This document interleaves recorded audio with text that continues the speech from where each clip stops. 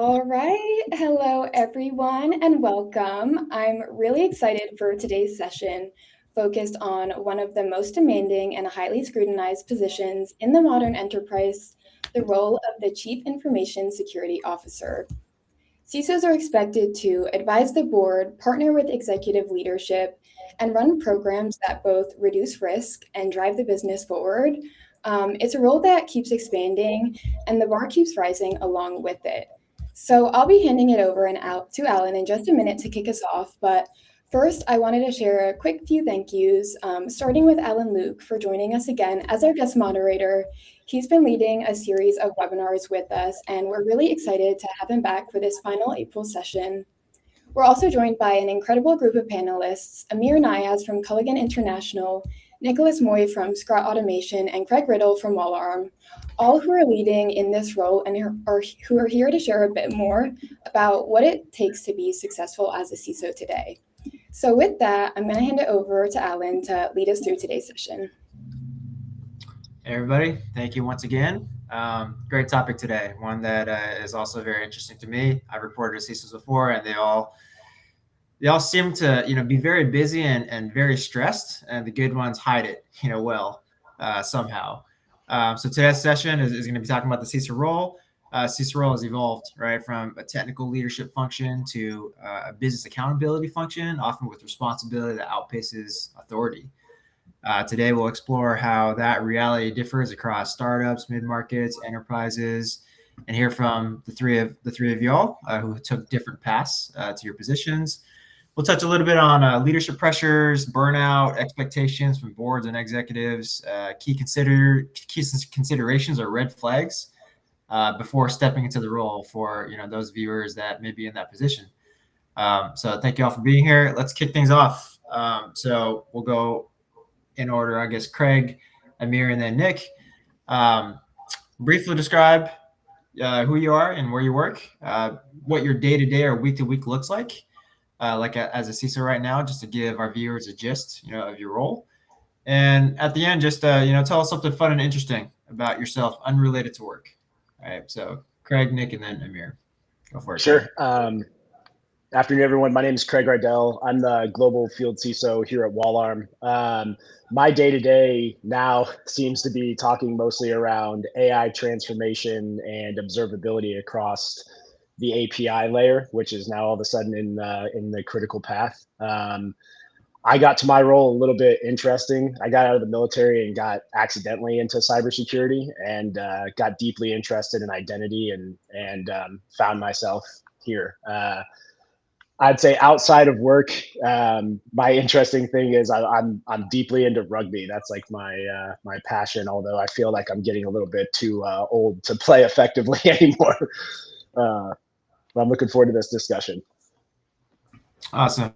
Hopefully it's a good accident, that you fell into cybersec after the military. And hey, it's all, age is only a number, man. Keep going out there and blasting people on the rugby field. All right, I'm losing ear. So I'm the CISO for Scrut Automation, so responsible for all our internal security, compliance, and everything. Day to day, week to week, lately, it seems to be like just the increasing, euphoria, pandemonium, fear, and hysteria around like all things AI that will help us, AI that will destroy our universe, and kind of everything in the above. So keeping up with a lot of that looks like, just consuming a lot of information that actually looks mildly interesting, talking to a lot of peers kind of constantly, spending a lot of time getting, demos from founders as well. And so like looking at different vendors, because a lot just is changing. And so, there's a lot of stuff I don't think I'll be able to just get from like, not because it's different than like, oh, the big established vendors are bad. It's more like different. So, there's stuff I buy from the big established publicly traded cybersecurity vendors, but then there's also things I think and believe I'll just need to go talk to like some smaller companies. At minimum, I will learn something because I feel like they're trying to push the envelope. Doesn't mean they're right about everything, but doesn't mean they're wrong. So it is a lot to just keep up with. I probably did like 2 demos yesterday, and just trying to keep up with it and thinking about different ways, like how this will help us as a company, how this will help myself and our teams. Yeah, something fun. What is fun? Snowboarding. I really like snowboarding. So if there's a CISO snowboarding related thing, sign me up. All right. Nick, you're also more than just a CISO. Talked about the other part of your job a little bit. Yeah. I mean, so I think an actually funny thing, Ross Haliluk, he just published a thing about this, I think today, where I've taken over like a lot of infrastructure and kind of platform engineering stuff recently. And I think, and I've talked to a lot of my peers too, who are doing that, you know, and started out in like security, and then over time, you know, seeing like being deeply involved in SRE and DevOps and other infrastructure things, and then around like the control and design of a lot of infrastructure over time. I think that's evolved into kind of like, hey, I actually have a lot to contribute there, and it makes more sense to just kind of own it. And so that's been kind of an interesting kind of evolution and change that I've both seen, in, you know, in some companies that evolution kind of looks like CISO becomes CIO in a way. I think what you call it can be different in different companies, but you know, I think that's something that's a lot. I think it's with the learning. I also think like if we're going to do security for companies that are changing as much as they are, I almost feel like it's just going to happen, whether it's in your job title or not. You know, you have a lot more to care about. If you're securing AI enablement inside your company, you're going to care about infrastructure. You already cared about it anyways. So, yeah. Yeah, a quick follow-up to that is, you know, somebody looks at your title and can say, well, that's actually 2 jobs. So how do you make that balance? You know, like how is it nicely complement one another because you're looking at it holistically, or is it kind of like a constant fight and battle of the time that you have and energy that you have to focus on one versus the other, you know, equally somehow? Yeah, you get creative. You ask people on your team to step up a lot, and you see how well that goes. And then I think, you know, making use of, I've had to constantly kind of reinvent my workflow and day-to-day productivity as well, as both as a practitioner and as a manager and a leader. And so I use a lot of AI tools in my day-to-day workflow, you know, whether that's like the easy, boring stuff like email, or if it's just like building something I need as like a utility to just make it easier to get a handle on what's going on, so I don't have to waste anyone's time on my team and say like, oh, go make me like a status update. Like, you know, I can go get an ad hoc update on demand from our entire stack and everything kind of from my terminal. And, you know, it's fun. It's exciting. It's like super different. You know, 5 years ago, I think if you asked me, I would have thought it would have looked very different. A lot more PowerPoint, a lot less terminal. Now it's like all terminal, no PowerPoint. Got it. Thank you. Another interesting fact about you is I know you're an avid runner. We've ran half marathons together. You probably run longer races, and you know somehow you're always still in a great mood at the end of it. Yeah, CISO running events, sign me up. Yeah. All right, Amir, let's hear from you. All right, Amir Niaz. I'm the global CISO for Culligan. We do water filtration and clean drinking water. We operate in 80 plus countries. So my role basically is trying to work at the speed of AI because security protocols, third-party risk management, all those, with the speed the AI is moving, it's becoming a challenge for us to keep up with the demand that's coming, shadow AI and everything else. So that keeps us busy in a global environment, keeping the lights on, improving, building the team, developing the skill set of the people. AI is so new, as you know, my peers here mentioned. We're working with a lot of startups and they're new and they're also challenged with the talent. So that's what we're doing, that everyone in our team must be spending 25% of their time in learning tools, developing, playing with agents, creating something, innovate something. Totally 100% agree. It's all dashboards. It's not PowerPoints or BI dashboards, like real-time data.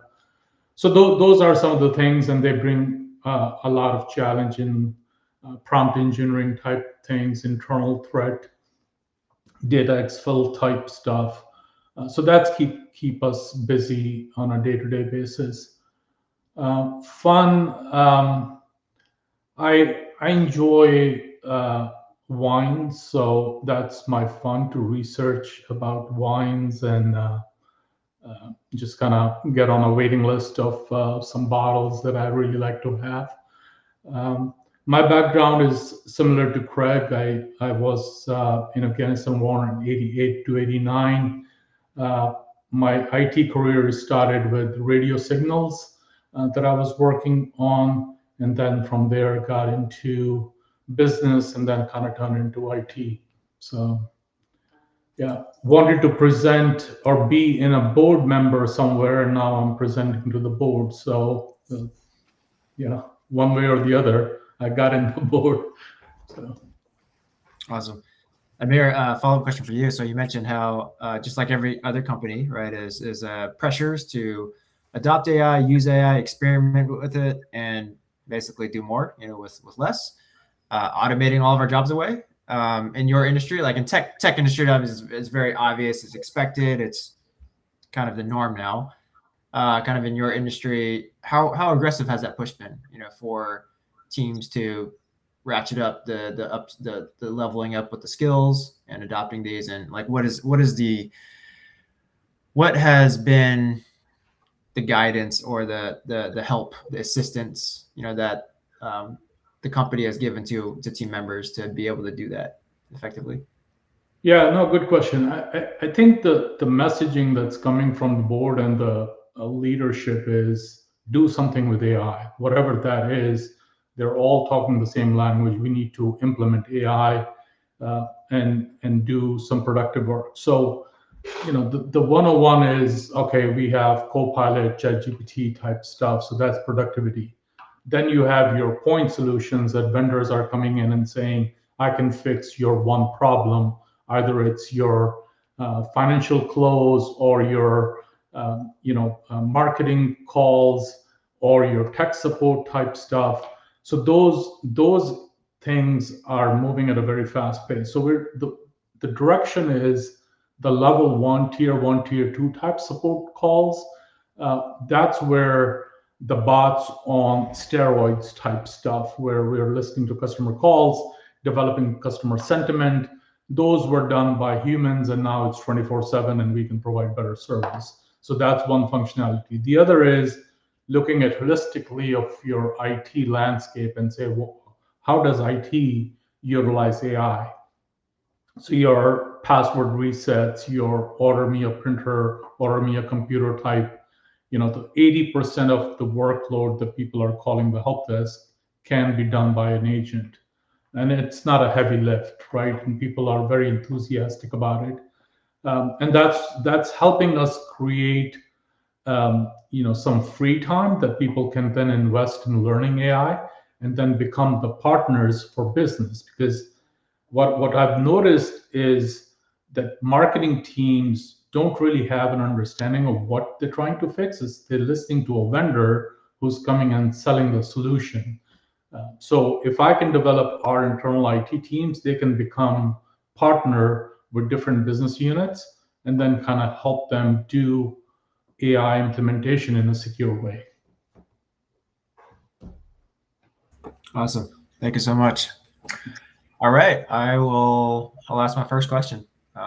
We'll go in reverse order. So Amir, Nick, and Craig. What is the biggest disconnect you realized in your role of what you thought it was going to be versus what it actually was? Now, if you've been in the role for a long time, then you can modify this question a little bit of like what's changed, right? Like have over the years is what's changed of what you used to be responsible for, what you used to do versus what you're actually doing nowadays. Yeah, so when I started about 5 years ago, we were a small business, like $600 million business. We were a privately held company. and the purpose was design a posture that is fit for purpose. We were doing a lot of M&As, so our focus was that we knew we're going to throw data on top of data. We're not going to have time to clean up stuff. So we needed to build a program that fits the high growth market when we were doing 100 plus acquisitions a year. So when you do that level of M&A, you have to build a rinse and repeat process. There's no other way you can sustain that level of growth in a secure way. So that's what our model was at that time, that 190 days of past close, you convert them onto your tech stack. So it was super fast. Nobody looked too deep into it. It was inch deep, mile wide. Your finance, marketing data, all push it down, and they're integrated. Now what has changed is now we're starting to look at that. Why do we have that many ERP systems? Why do we have this many CRM systems? And what are the domain consolidations, and how do we simplify things and build automation? And any AI tool requires data, and the data cleanliness, data oversharing, identities, and all those things now becoming a little bit of a challenge for us. So that's where the focus is turned, a complete 360 of looking at it, cleaning house, cleaning everything, and making it ready for future. Yeah, M&A is always interesting. I'm a GRC person and went through a couple acquisitions, before in prior roles, and it's always eye-opening and humbling to realize how small, of a part you think your important job, is in the grand scheme of like an M&A due diligence process. Sometimes it just feels like, oh, it's like a checkbox, type thing, depending on, what your function is. Yeah. Go for it, Nick. Disconnects. Yeah, disconnects. I mean, there's, I guess the biggest disconnect for me was there's a lot of expectations around like what the CISO job kind of looked like historically. I've worked for many CISOs, when I was a security engineer, and I didn't particularly like how kind of it was done, and felt like there needed to be a lot of change. And so maybe perhaps it's, kind of a different way of looking at it. Because I wouldn't say I have a lot of surprises to what I have to deal with, except that it's continued to be a lot more technical than it is political. Like, sure, there's still decision making and budgets I have to go through. I have to definitely get stakeholders on my side for certain things, especially in a startup too. You're competing for resources, and I mean, in a startup, you every person, given the company is small, has a vested interest, and sort of like I have nothing to gain from like just arbitrarily wanting more budget for security just for the sake of, if there's no business reason.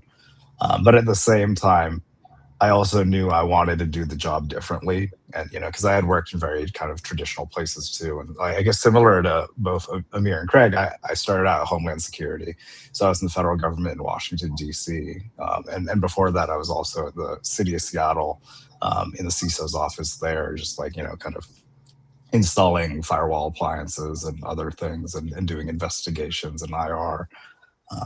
I think back then there was a lot of justifying like why security should even exist, and so I had to put together a lot of board decks and a lot of updates for that, and felt like 90% of the job, back to my hatred for PowerPoint, is like all there. And then going into this, I set the expectation with the founders for the company I joined, where it's like, hey, and the previous startup I was a CISO at as well, like, if we're going to do this, what kind of security program do you want? I'm not under any kind of crazy expectation I'm going to go build an enterprise security program for like 100 or 300 person company, but I do want to know like, hey, we actually have a need and want to build kind of a fit for purpose security program that's aligned to the business need and gets us to where we're going. Which has been good. But I think with all the kind of adoption and advent of like the LLM coding agents and everything else, the job it's almost become the demand for it to be more technical. That kind of was coincidental. It's kind of like that's what I wanted. And it just kind of happened. So now there's a constant demand for everyone to like get their hands very dirty, and that means committing a lot to PRs and GitHub, and like building your own utilities, kind of being self-sufficient, living off the agents. If you have to go ask the engineering team for every little thing you need, they're going to start asking questions about like what all the budget is for and your team. So I have to push my team too. And I would say the people part has become, it's hard, like hiring, supporting people in their development. And there's a lot of, I think, change that while everything sounds cool, like it is, can be uncertain for the people on our team, at least, at various stages in their career. I think there's a lot of change they're being subjected to. And some people take that well, some people kind of rise to the occasion, find it exciting. Some people need a little more, I think, kind of nudging along and kind of support to see where they are in that cycle. So I am spending a decent amount of time on change management that I didn't think I would be, even at a startup. And, I think, but the people component is like, look, the agents aren't going to do things by themselves if people don't build them and make them useful and kind of, do all that. So, yeah. I was going to ask you, like, is that something that you liked, having to be more technical? And you answered yes. Follow-up question to that is, just in general, we've seen a shift, and the first webinar we actually did was about cyber risk to the board with Dune Security, and there's a lot of talk about, hey, you got to take all the technical stuff out of it, for the board to actually understand what you're talking about. But with what you just kind of said, you're kind of getting more technical. Like, how has messaging changed, if at all? Yeah, sure. For a startup, I guess every startup's board's different. Usually it's made up of all the lead kind of biggest investors, plus an independent director and the co-founders. Naturally, startups, especially kind of venture backed, what people imagine when they hear the word startup, they're very focused on the kind of go-to-market and the revenue side of things. And so when it comes to like, it's not an aversion or disinterest. It's more kind of like, hey, if the execution is well and there's no exception to kind of bring up, and if there is something important, you wouldn't have waited until a board meeting to resolve it anyways, obviously. For any kind of matter. But, I don't think, if anyone thinks like, startups, obviously their existence is important. So like making money and growing revenue is kind of the key.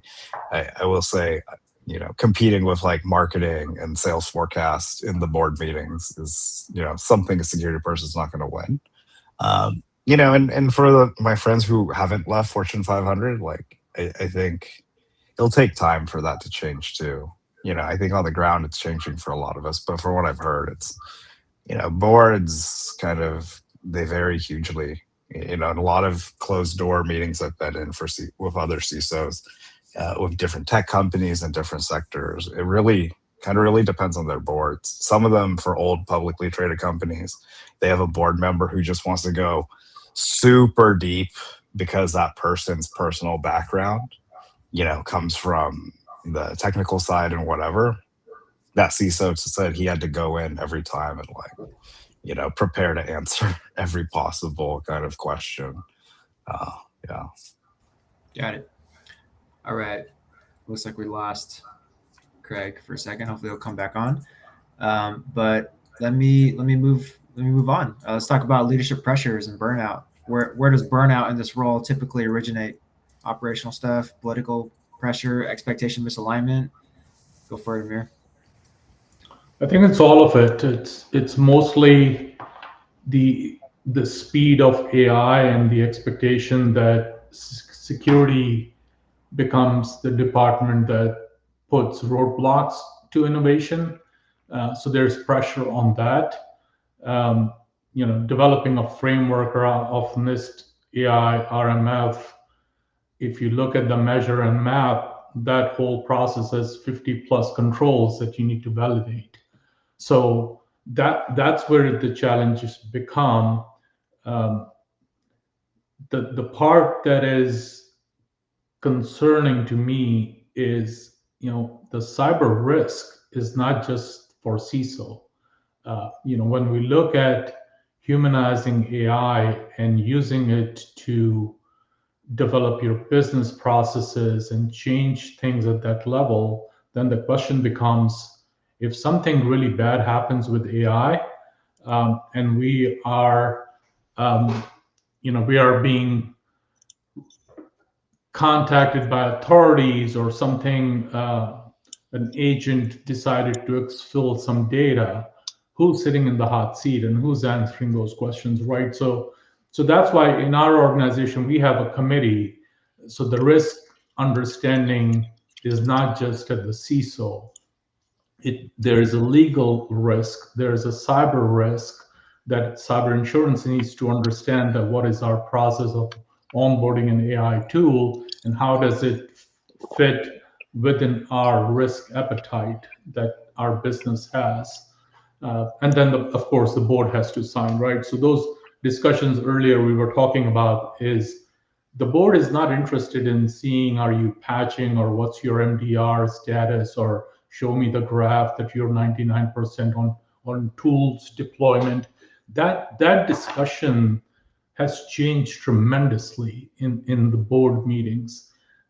They all have seen the news. They all have heard horror stories about how big organizations have been breached, either by state level actors or whatever issue might be. So they're asking really intelligent questions about, how much you can absorb if there is a major incident without creating a material deficiency in our controls. So those are the questions that require a different type of understanding of the business.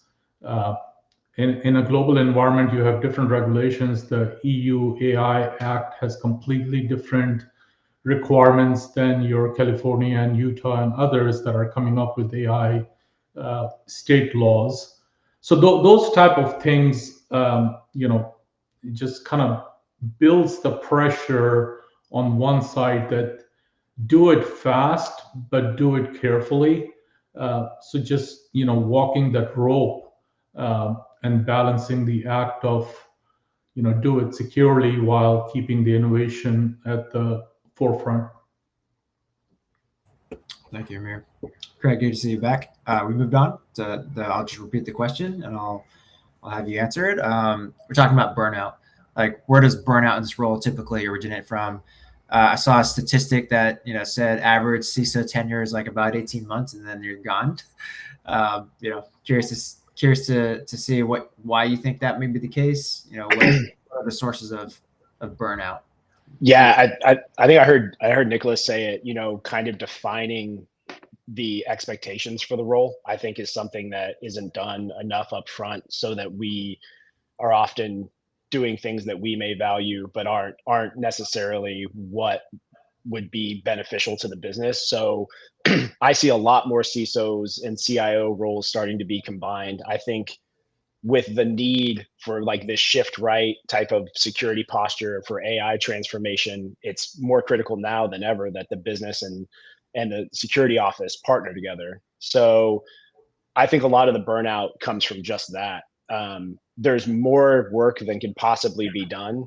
And with misalignment between the business, the board, and the security office, CISOs can often be, working very hard in a direction that, the board isn't interested in or anything like that.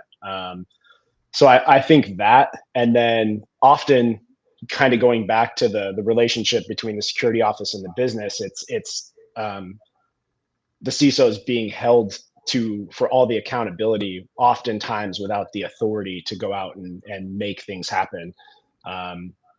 That was kind of the one thing that caught me by surprise in the role is how much of a diplomat you are, and trying to really explain cyber risk to someone who may not even have a concept of it. I think that part of it's going away more. But yeah, it's often misalignment leads to frustration and burnout, from what I've seen.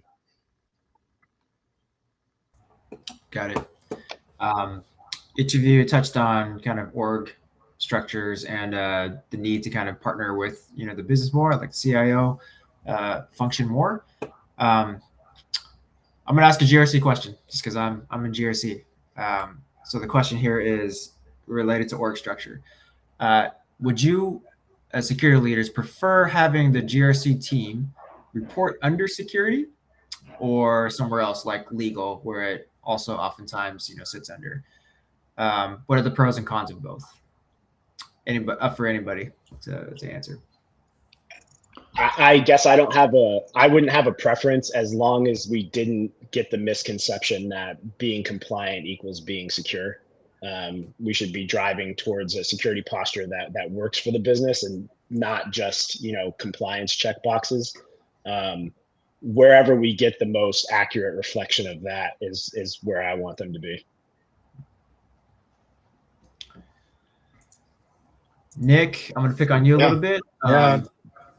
Yeah, just because you're wearing two hats, right? You're heavy on the infra, engineering, and the CISO hat. So sometimes they conflict, right? Sometimes it's like, hey, do I prioritize pushing this feature through, or do I prioritize the security kind of compliance thing? So how, in your mind, how do you do that? How do you do that trade-off decision? How do you make that trade-off decision? Yeah. Pretty easy to make, because I think, look, I don't work in a bank or financial services or something, so my job's not to be like a supremely magically independent third line kind of situation. Like, this is, I'm not responsible for internal audit. And I always saw, at least like GRC, both in like all my previous roles, were in the security org. And it's like, GRC and InfoSec, for that matter, are part of the management team anyways. So like, if anything we do to make ourselves to manage audits that we're getting from third parties, but also to maintain and build the security program, I mean, our incentive is to make sure the program actually works and manage that and operate that, not to like, I don't know, be in an ivory tower of audit things. If I was in an org where like that's someone else's job, still like that's their kind of position to be outside of that. And I mean, in that case, you wouldn't have that report to the CISO anyways, right? So that's where the separation would be. So I actually don't feel any conflicts or lose any kind of, I don't sweat over that at all, because my job's to solve the business problem, support the business at the end of the day. Because if there's no business, there's nothing to secure, there's nothing to protect, there's no need to be here. So like if there's like arbitrary audit kind of compliance things that we're trying to follow just because, but don't make business sense, that doesn't make sense. Like, I'd rather take it up with my auditors and kind of deal with them and just kind of explain like, hey, what you're asking for doesn't make sense for our business. Here's everything. Like, here's what we do. Here's how we're set up. Here's our architecture. And what you're saying is just so arbitrary and kind of off, like, just doesn't make sense. And I'm happy to fight you on that any day of the week. So I would assume you would have a relatively higher risk tolerance, risk appetite for making those trade-off decisions. Like, hey, we're going to do this. We're going to run with it. We're going to do it. We'll deal with the auditors and deal with the compliance requirements. It is what it is, kind of thing. I mean, and I think I think that, because the things I look for, like, look, if we have, like, we both do that, but then, like, say for our endpoints, for example, we have like infinite deep visibility on every little thing that's happening on our employees' endpoints, to like an extreme level of detail. But we also, we don't have like 10 ServiceNow tickets that someone has to fill out to like get up and running and onboarded in the company. So we just kind of balance that, where it doesn't feel like we're controlling everything, but when stuff comes out like the Axios NPM compromise, like within an hour of those IOCs coming out, I'm looking through everyone's kind of laptops, using all the kind of the security stack that we have, and we're able to like put blocking things, we're able to like kill processes and look at every kind of file process, whatever's happening, in the node instance, they're running Node.js instance, they're running on their computer. So we kind of have that balance. It's not like, hey, go do whatever you want, and we have no idea what's happening. I think to get the confidence to be able to take the risk, we have to have some kind of way to do our job. So it does require getting a little creative, and having some confidence in what your controls are and how you deploy them work. Yeah. Awesome. Amir, how does it work over at Culligan? Is there a compliance versus security conflict, that is always going on, and how you navigate through those trade-offs? Yeah, so for us, it sits with the internal audit team, the compliance function. It works with cybersecurity, but because of the the tools are the same, whatever we use for cross-comply internal audit, and that kind of feeds into your ERM program. So we basically audit the function of auditors. So whatever their findings are on the compliance, we just go validate that and then help improve those processes, your control audit testing and all those things that feed into it. So for us, it's separated, but it's in a hybrid mode where we help them audit the function as well. How aligned is your team with the findings, that the internal audit function kind of spits out? You have one flavor, of internal audit function where they're just writing up everything that they can, everything, versus, other teams that are actually writing up the stuff that really matters, right? And doing a decent job and not just kind of pulling on strings, right? And seeing what sticks. Yeah. How aligned, is your team in terms of like, okay, internal audit is done with their thing and they've got a list of findings. I'm curious to see what you think of the outcome. Yeah, so the findings, the way we look at it from a security perspective and aligned with the business is if it's a critical application and at a critical location, externally facing, so there's multiple thresholds that it runs through, and then we assign a priority on that. And that's where it becomes that, okay, well, and then occasionally we have to go to external auditors to confirm those findings. But there is a risk registrar, so those type of things are always recorded in there. Some things will have an exception, but majority of they're pretty much aligned with each other. That my team has some concerns about things that are either going to be decommissioned or the OT type stuff where most of the findings come from. There's not much can be done besides segmentation. So they have mitigating, compensating controls around that. But again, it's one side says it's a red flag, the other side says no, it's not. So those are some of the challenges we deal with. Got it. All right. I'm gonna switch gears again. This one is for those viewers who might be thinking about stepping into a CISO role, whether they've been one before or they're going to be a new one for the first time. So again, expectations, right? Related to expectations and making sure they know what they're walking into, right? So the question is, what are some early cultural indicators that security will not truly be aligned to the business priorities? We'll go Craig, Nick, and then Amir. I think just because we've been talking about compliance and audit, if security is only brought up in those conversations, I would say it's pretty hard to say that it's a true strategic priority.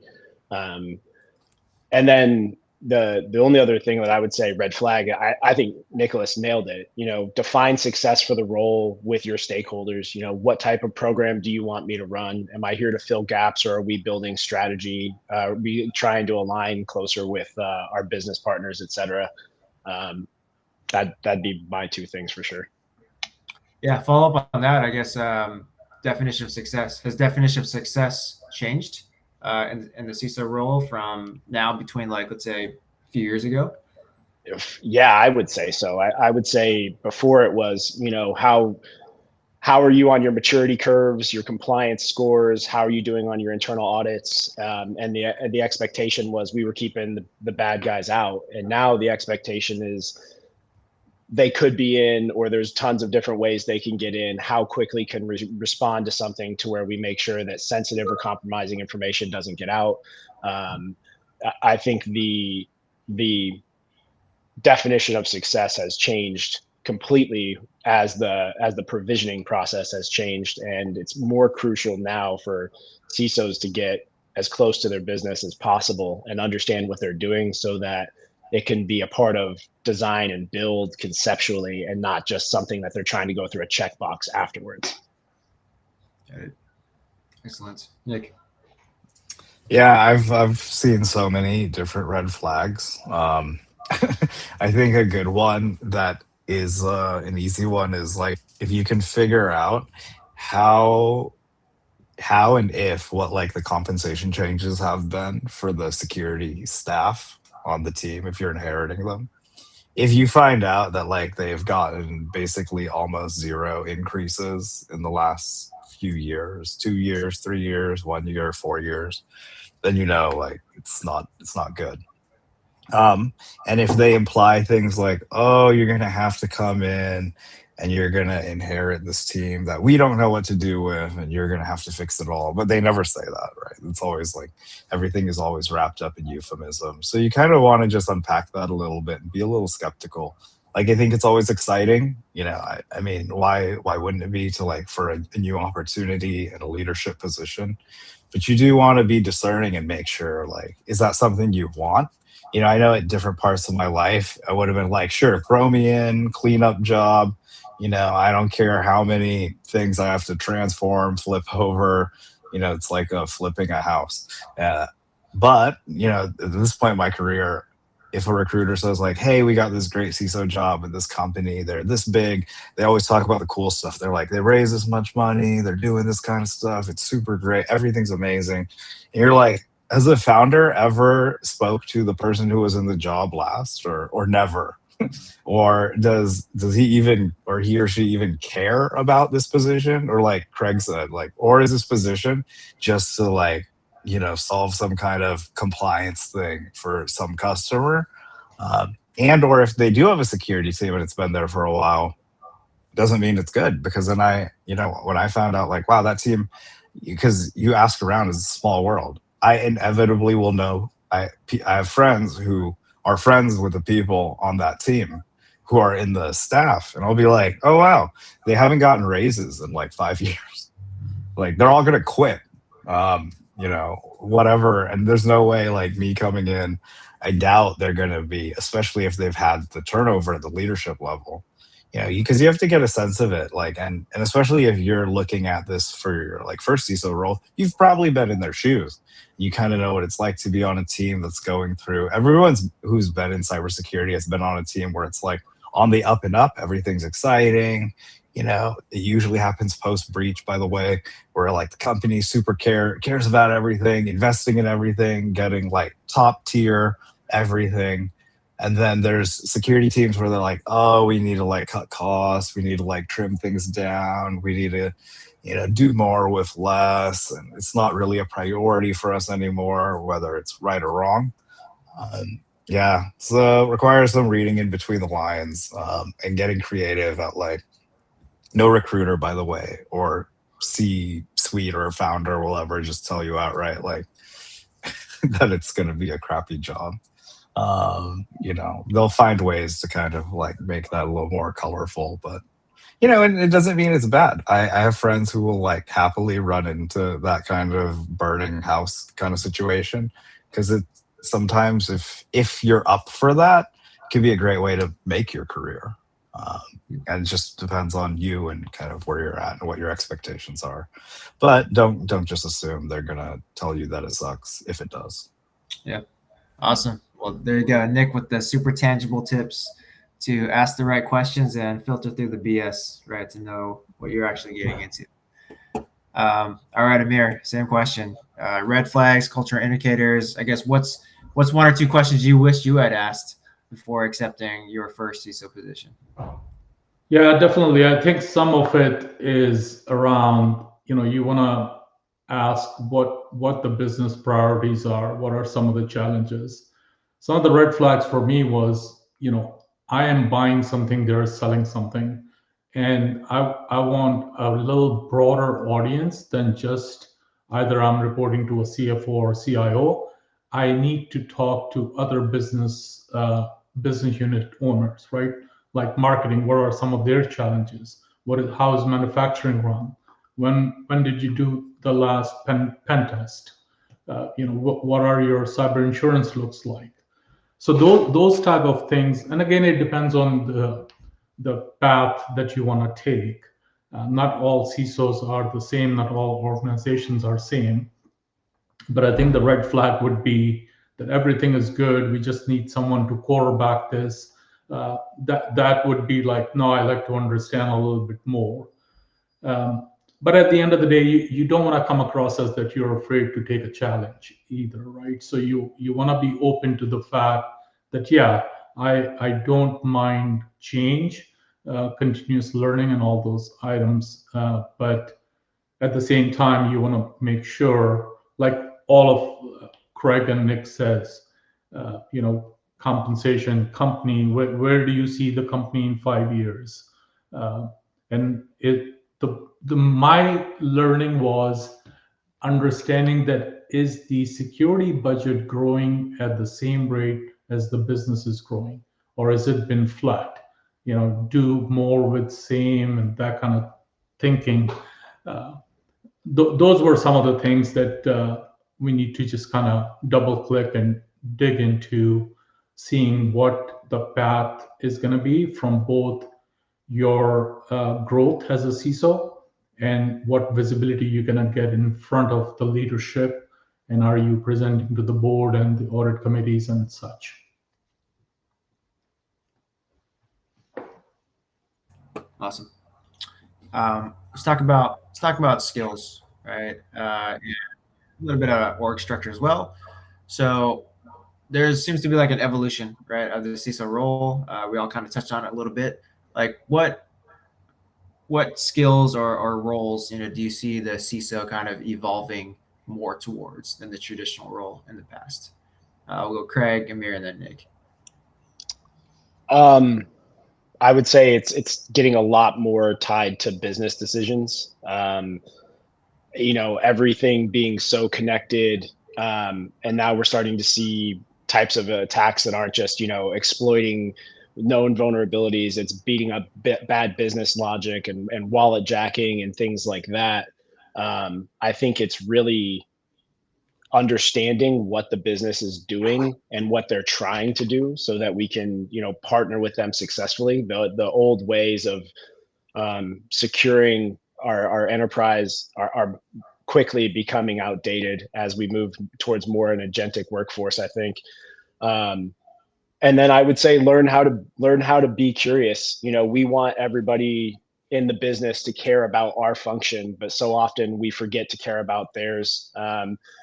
And it's building human relationships. If I care about you, you'll more naturally care about me. So a little bit of curiosity goes a long way. Learn how to be a diplomat and not just see the world through your lens. Yeah, I would say it's becoming more of a enabler in business. We're not seeing as just a security guy that's gonna fix and patch holes into the business. We're getting involved into the processes. We're asking the questions about why are we doing certain things? What's the value in that? What's the ROI? So we're sitting in the starting phase, early phases of a project. We're starting to think about what is the business direction for the next 2 years. I really think that the cyber is going to get into more of a governance type role for business. I don't know. I don't see CISOs and CIOs turning into one. If it's a small enough organization, maybe, but for a bigger organization, you always gonna have the weight of, you walk around with the bullseye on your back. That okay, if there's anything major happens, who's responsible for that? So the buck stops at a CISO, and that's always going to be there. It's just the challenge is going to be making sure that you're aligned with the governance model to see what is your tolerance looks like. Um, I don't think CISO's role is going to go away anytime soon. It's always going to be required, and some of the legacy stuff, your ITGC and GRC or internal auditors, external auditors, still requires you to have that. SEC is trying for the last 3 years to change their the way they measure organizations, but again, it still requires to have a CIO, CISO, and those level of functions. Every organization is still going to need that one scapegoat, right, to take the heat when a breach happens. Yeah. Make sure you ask for insurance when you apply for CISO roles.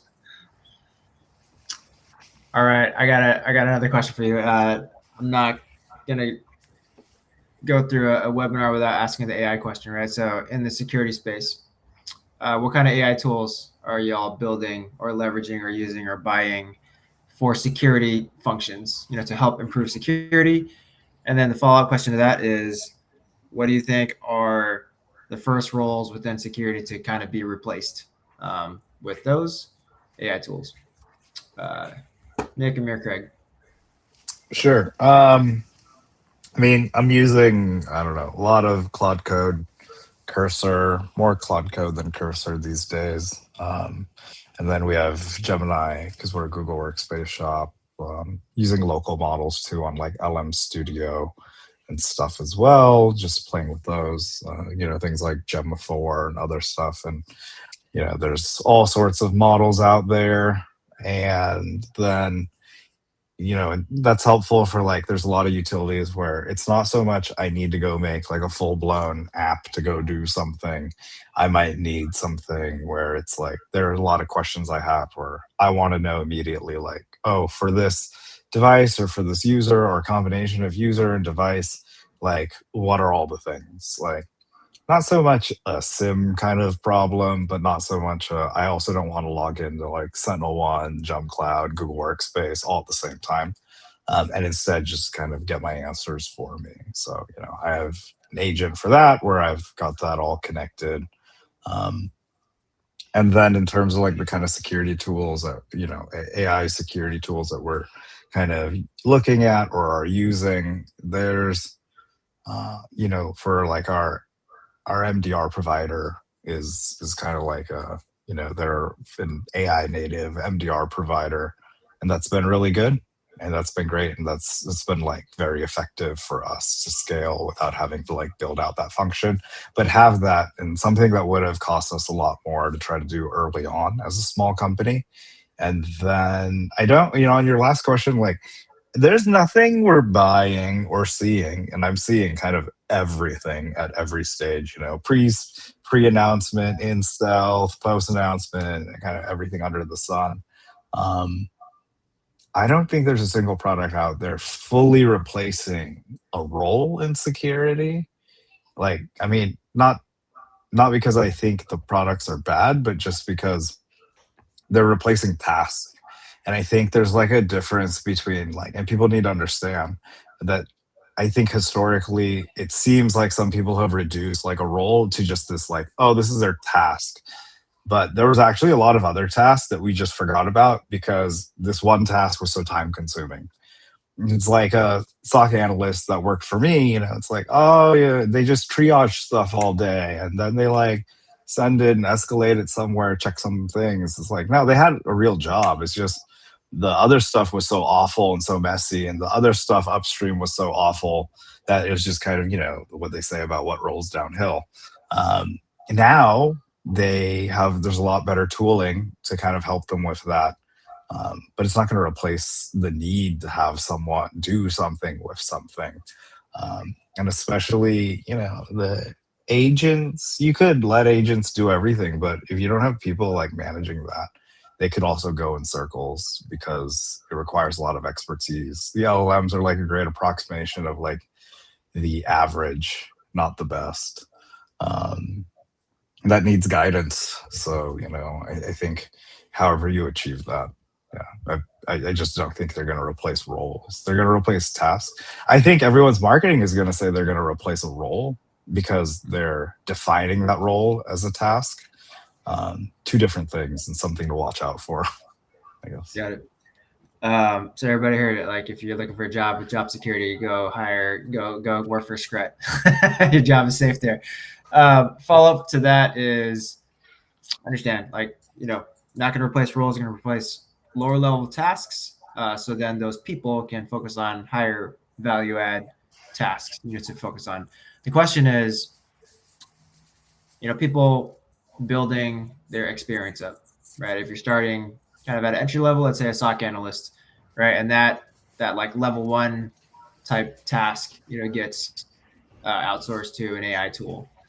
There are people out there that say, hey, well, like the experience that entry level SOC analyst person going through and doing those things and going through and experiencing through triaging and working through those things is going to be lost, right? So it's like, what's the next generation of people that are going to actually be building those skills and that experience to get to that level where they're managing the tools and doing on that higher value work, which technically requires more experience or already the experience that they naturally would have gotten through traditional ways.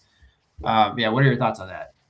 They're just gonna, I see this, like they end up, there are companies who are gonna hire them to do this next to the agent, because to make the agent better, they're actually going to need that SOC analyst to go through this at the same time and kind of build up that experience and that expertise.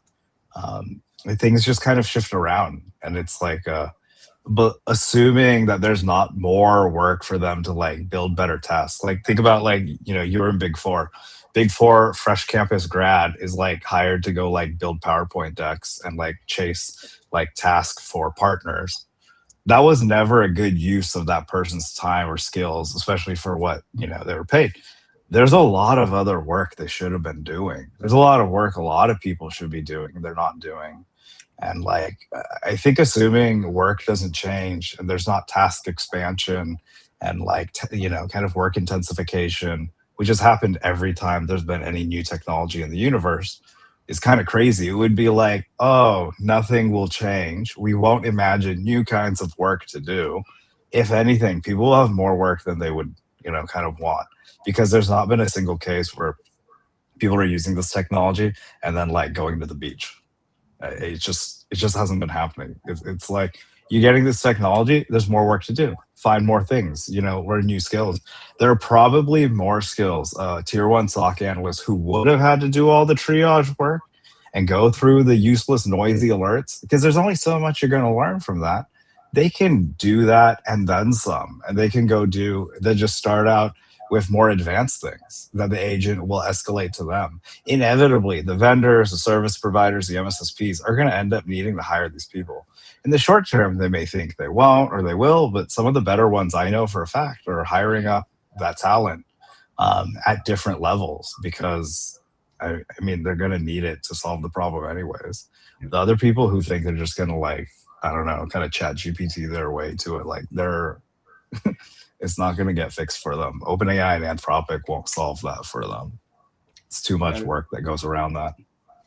Got it. So the traditional experience building and learning just evolves to a place where you're actually using the tool and learning with the tool and getting stuff out of it. Awesome. All right. Let's go with Amir. Yeah, for us, we're using the same cloud code, a little bit of Windsurf, Lovable. For that, we haven't done anything super crazy internally, but our SIEM and SOC seems to have really good AI models where, especially with this, the distance between finding a vulnerability and an exploit has reduced to minutes. That's what we're leaning more and more, that how fast they can detect behavioral analytics within our portfolio of tools. And we're sending all the logs because now they can scan the logs so much faster with AI and then take action on it based on what are they seeing and what's in the threat intel reports. So those are some of the functions we're looking at. As far as replacing anyone on the security side, I don't know. I think we need more people right now to get in front of this, develop their skills on AI. But I think from a IT operations side, your level 1 tech support type functions can be looked at. That, what are the services they're providing, and that can be automated through agentic. So. Got it. Craig, same question to you. What security tools are you guys using with using AI, and what kind of work changes to resourcing, tasks, roles and responsibilities is that causing? Yeah, I would say no real reduction, just a lot of reprioritization. You can get a lot more done now with people kind of focused on various parts of the task, and the increase in productivity is insane, especially if you're using this for some of the coding functions and reviewing functions and things like that. As far as AI security goes, we're building a lot. We're starting with the problem of most organizations that I interact with have a really good understanding of what comes in and out of the environment, but not so much the east and west, which becomes problematic as you start to deploy things like MCP servers and things like that. So we're going about AI security from a full visibility, regardless of if traffic is internal, external, whether it's a human or agent to agent, and wanting to follow in the not only the identity but the traffic all the way through and back to the user, so that we can start to see drift detection between workflows and things like that. So kind of going back, like Nicholas said, anytime there's been a big evolution in technology, it's kind of back to the basics and getting back to understanding how things are actually running, removing all the shadow assets from our environments, and then starting to add security and tighten things down from there. Nick? There wasn't less work when the cloud came out. Yeah. There wasn't less work when I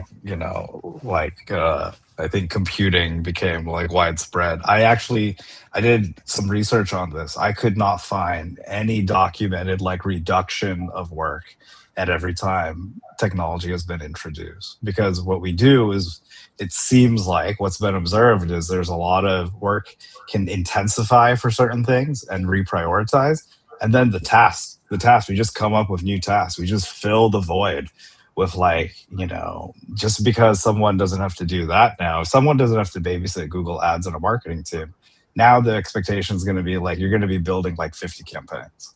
And you're going to be A/B testing these campaigns, because now you don't need a whole marketing tech team to go do that. But then, then the marketing tech teams are going to be building out solutions and agents for this, and someone's got to babysit, manage, and improve those. And the funny thing is, 10 years ago, machine learning was all the rage. TensorFlow and deep neural networks came out, and everyone thought oh, this is going to be amazing. We'll automate all this decision making. And then it required all this reinforcement learning. Fast forward to 2026, all I hear anyone talk about in any kind of adoption of AI is the need for a lot of reinforcement learning for highly specialized use cases. And a lot of that reinforcement learning is coming from human feedback, not from just LLMs teaching LLMs what to do. Because for a lot of things, it requires a lot of, especially in our field, and there's not going to be enough humans to provide that feedback. If you look at the job board at Anthropic, they can't hire humans fast enough. Awesome. All right, we're actually at time right now. I'm going to ask one quick question to each one of you to close things out. And the question is, what kind of resources, right? Books, podcasts, people you follow on LinkedIn or other professional networks to stay current, right? Stay current with your role, kind of like hot topics, things you need to things that are coming down the pipe that you need to be aware of and kind of get in front of. What are those things that you can share with our viewers? We'll go with Amir, Craig, and then Nick. Sure. So there's a couple of podcasts that I listen, daily security briefing. There's AI in the Works podcast. There's a whole lot of federal CISA type advisories that you can sign up for, and they summarize and they send their emails. So those are really good things to kind of keep you fresh. What type of attacks are happening and who's getting hacked and what are the IOCs, and people share that. There's some WhatsApp groups between CISOs, and they are by invitation only, so they share some internal details, but that's enough to keep you busy. Yeah. Awesome. Craig? Yeah, I would say go to whatever your favorite is, Claude, ChatGPT, whatever. Give it a simple prompt. Acting as a prompt engineer, refine the following and ask me some clarifying questions, and then tell it your role, what you're interested in, who your stakeholders are, and have it generate a daily briefing for you. That's what I do every morning. Get a cup of coffee. It looks at my calendar. It tells me what meetings I have. It tells me any relevant news events, gives me summaries, LinkedIn, people's posts, whatever. It gives me the most relevant information every single day. And I would say just use that, get curious and get comfortable using the technology, and you'll find the proper streams of information that suit you. Awesome. That's a A+ work hack right there on a daily basis. Thanks, Craig. Take us on, Nick. Yeah, I think, not to, so I don't have to repeat what everyone else said. I think this is a good time to kind of go outside of your comfort zone, look for there's a lot of good writing on Substack. There's like this journalist, Jasmine Sun, she's like based out of between SF and DC. She writes a great like intersection of like tech, policy, and AI. And, for CISOs, like, your job, if you're in security and you're in tech, like all of this affects you. I think there's an assumption like a lot of this stuff has been figured out. Everyone's figured it out. Everything's been decided. Like none of that's true. Like it isn't a lot of people's incentives and a lot of companies' incentives to make it look like everything's been figured out and super polished, just like a good Instagram filter of old. But the reality is like nothing's been figured out. No one knows everything. And the percentage of the entire global population adopting and using this as like a power user on a daily basis is like below a basis point. That's how few people there are. Most people, at most, even the percentage of the world population like using ChatGPT like a search engine is only a few percentage points. The reality is it's going to take a lot more people and everyone kind of here to get involved and like use this and consume this. So there's a lot of good writing, and I actually don't try to consume everything. I don't take an exhaustive approach to like most of the news is noise, most of the LinkedIn posts are noise, and most like briefings are just AI generated anyways. And so you just kind of gotta, I think like make it personal, like what Craig's doing, and like make it specific and go into something that's going to be different. Because if that challenges your thinking, you're going to get better. And that's something that like you need to have versus, kind of encyclopedic kinds of information. You can just have an LLM go through all that for you. There's kind of no value for you as a person to spend time doing that. But for like thought-provoking, difficult to like summarize information, that's what you kind of get paid to kind of go consume and like go think about that and how that's going to change the business, how that's going to change where your security program should focus in your business and your industry. Got it. I noticed none of you said conferences. Just a observation. You go there for the steak. You just go there for steak, Alan. That's That's a big happy hour right there. All right. All right. Yeah. Well, we're going to wrap it up, gentlemen. I really enjoyed the conversation. Thank you for your, candid, honest stories, about your experience and perspectives and insights. So yeah, thank you so much for joining us, and I'm sure our viewers appreciate hearing what y'all had to say too. So, Grace, take it away, close us out. What a great conversation. Amir, Nicholas, and Craig, thank you so much once again. The CISO role keeps expanding, and today made it very clear that succeeding in it takes deep security expertise, strong business alignment, and the ability to lead through constant change. Alan, thank you once again for leading such a strong discussion and leading this series with us. And to everyone who joined live, we really appreciate it. The replay will be available shortly after we wrap, so feel free to share it with anyone in your network who might benefit. And Dune's next webinar is this Friday, covering the topic of controlled chaos. So we hope to see you there. And thanks again, everyone. Take care. Bye. Here.